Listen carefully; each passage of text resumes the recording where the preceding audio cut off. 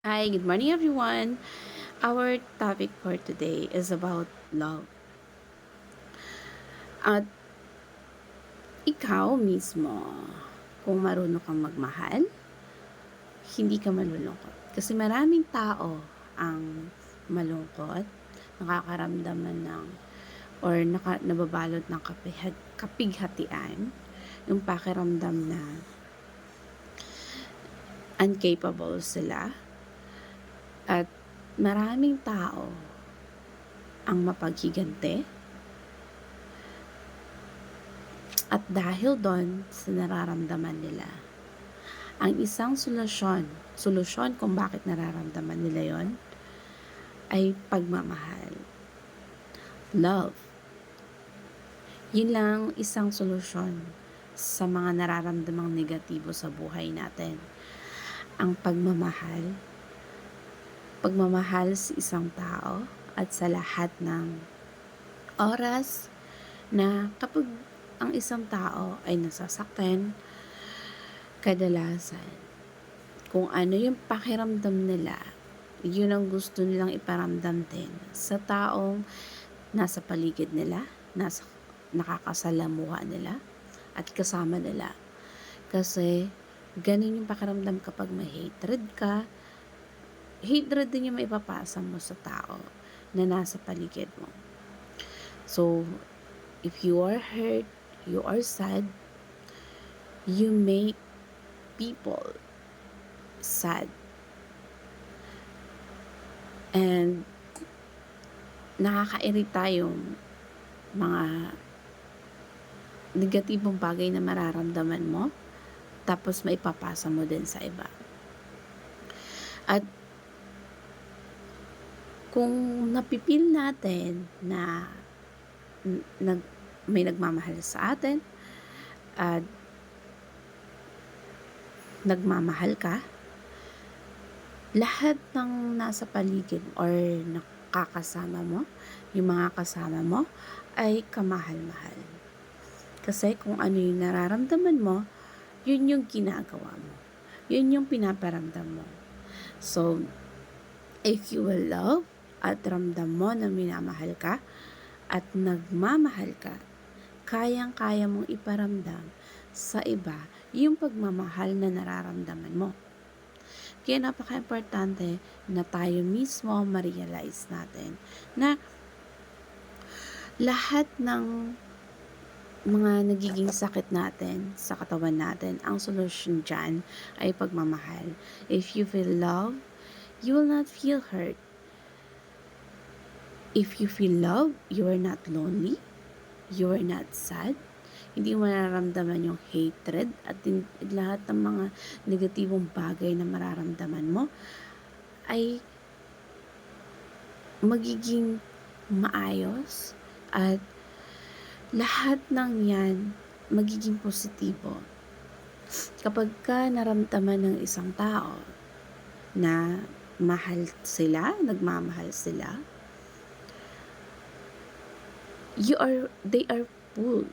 At walang ibang emosyon na mararamdaman ang isang taong nagmamahal, kundi positibo lang. Kapag ka nararamdaman natin na nagmamahal tayo at minamahal tayo, ay kasi yun isa sa pinakamahirap maramdaman at gawin, yung pagmamahal. Kasi napakahirap sa atin na magmahal sa isang tao na hindi naman kamahal-mahal or walang pagmamahal. So, hindi ganon kadali na i-practice. Kasi sa atin, ini-express natin yung pagmamahal natin sa iba't ibang way. May mga methods of expressing their love. Yung iba, pag nagmamahal sila, generous sila ang pagbigay. Gusto nila nang bibigay. At meron naman tao kapag nagmamahal, gusto nila affirmation. Yung iba naman, yung pagka nagmamahal sila, gusto nila cuddle lang nila yung tao. At iba-iba iba-iba tayo ng pag-e-express ng pagmamahal natin. Yung way natin kung paano natin pinapakita sa tao na minamahal natin sila. At bawat tao marunong magmahal. At kahit ano pa mang way ng pagmamahal mo, kailangan mong express. Kasi hindi naman importante kung papaano or ano yung best method para sa'yo. Para maipakita mo yung pagmamahal or yung love mo sa taong minamahal mo. Kundi kung ikaw, kung papaano mo i-express, kung papaano yung way mo sa kanila. Kung saan ka man, kung ano man yung ginagawa mo. Kasi whenever, wherever, whoever we express our love, huwag nating piliin yung taong mamahalin natin. Kasi lahat ng tao pwedeng mahalin. Lahat ng mga lugar na pwede nating mapuntahan, pwede nating mahalin.